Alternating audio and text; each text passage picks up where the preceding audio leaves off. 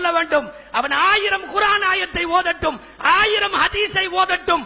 ஒட்டுமொத்த சமுதாயத்தினுடைய ஜனத்திரளோடு, பொது முஸ்லிம் சமுதாயத்தினுடைய நீரோட்டத்தோடு கலக்காமல் தள்ளி நின்று தூய்மைவாதம் பேசுகிற இவர்கள் தான் உஸ்மான் ரலியல்லாஹு அன்ஹு காலத்திலே இருந்து இன்றைக்கு வரையும் முஸ்லிம் சமுதாயத்திற்கு பின்னடைவுகளை ஏற்படுத்தியவர்கள் என்பதில் எந்த சந்தேகமும் இல்லை. இவ்வளவு நிறைந்திருக்கிற முஸ்லிம் சமுதாயத்திற்கு அவர்களால் ஒன்றுபட முடியவில்லையே என்கிற வேதனை இஸ்லாமிய இயக்கங்களை நினைக்கிற போது நமக்கு இருக்கிறது. எவனோ சேர்ந்துக்கிறான், முரண்பட்ட கொள்கை உள்ளவெல்லாம் சேர்ந்துக்கிறான். ஆனா அல்லாஹ் ஒருவன், ரசூல் ஒன்று, கிதாப் ஒன்று, கிப்லா ஒன்று, திசை ஒன்று, எல்லாம் ஒன்று. நாம சேர முடியலையே, பெரிய ஆச்சரியம் அல்லவா? கடைசியாக நடைபெற்ற 3 மாநிலங்களுடைய சட்டமன்ற தேர்தலுடைய முடிவுகளிலே வெற்றி பெற்றிருக்கிற பாரதிய ஜனதாவுக்கு பின்னாலே அதனுடைய வாக்கு வங்கியை நீங்கள் கவனித்திருப்பீர்கள். ஒண்ணும் இல்லை, ஒரு மண்ணும் இல்லை. பின்ன என்ன? முரண்பட்டவனோடெல்லாம் கூட்டணி, தனக்கு நேர் எதிரானவனோடெல்லாம் கூட்டணி, காரியம் சாதிக்க கண்டவனெல்லாம் சேர்த்திருக்கிற போது சேர வேண்டியவர்கள் சேரவில்லையே என்பதுதான் இங்கே ஆதங்கம். எவனோ சேர்ந்து கொள்ளுகிறான். இதே மதவாத கட்சியை தமிழ்நாட்டில் திராவிட பெயரில் இருக்கிற எல்லாம் ஆதரித்தார்களே, அந்த கட்சி இந்த கட்சி என்று பாகுபாடு இல்லாமல் எல்லாம் ஒரு காலத்தில் கூட்டணி வைத்தவர்கள் தானே. நேர் முரண்பாடு, கடவுள் மறுப்பு கொள்கையை பேசுபவர்களும் கடவுளின் தீவிர பக்தர்களாக, மத வெறியர்களாக, துவேஷம் மிக்கவர்களாக இருப்பவர்களும் சேர்ந்து கூட்டணி அமைத்தார்களே தமிழ்நாட்டில்.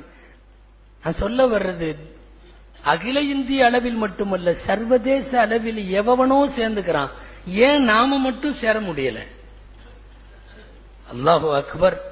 யூதர்களும் நசராக்களும் சேர்ந்திருக்கிற கூட்டணி இன்னைக்கு சிரியா அதுதான். இன்றைக்கு இருக்கிற மத்திய கிழக்கு நாடுகளிலே கொப்பளித்துக் கொண்டிருக்கிற இரத்த வாடைகளுக்கு பின்னாலே, பலஸ்தீனுடைய காசாவுக்கு பின்னாலே, அத்தனைக்கு பின்னாலேயும் அந்த 2 பேர் தான். ஆனா அந்த 2 பேர் எவ்வளவு முரண்பாடானவன் தெரியுமா? நசாராக்கள் புனிதப்படுத்தி அவர்கள் வணங்கி வழிபடுகிற மரியம் அம்மாவை, கன்னிமேரியை விபச்சாரி என்று சொல்லுகிறான் யூதன். அது யூதனுடைய புத்தகம். அது யூதன் அப்படித்தான் சொல்லுகிறான். அந்த பெண் தவறிழைத்தவள், நஊது பில்லாஹி மின்ஹா. அப்போ தான் வணங்குகிற தாயை தரம் கெட்ட வார்த்தைகளால் அவள் ஒரு விலைமாது என்று பேசுகிற அந்த யூதனோடு இவர்களுக்கு கூட்டணி அமைகிறது.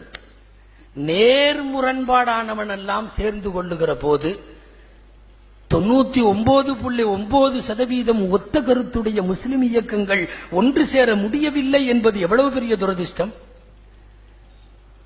அருமைநாயகம் ஸல்லல்லாஹு அலைஹி வஸல்லம் அவர்கள் காலம் முழுக்க எந்த மனித குலத்தை ஒன்றுபடுத்த முயற்சி மேற்கொண்டார்களோ, யாரால் உலகத்தை ஒன்றுபடுத்த முடியுமோ அந்த மார்க்கத்தினுடைய பெயர் தாங்கிய அமைப்புகள் எல்லாம் ஒன்று சேர முடியவில்லை என்றால் கேவலம் சலாம் சொல்ல மாட்டேங்கிறான். சலாம் சொல்றதில்லை. என்னன்னா, இவர் பாத்தியா ஓதுற அஜர்த்து, அதனால அவருக்கு சலாம் இல்லை.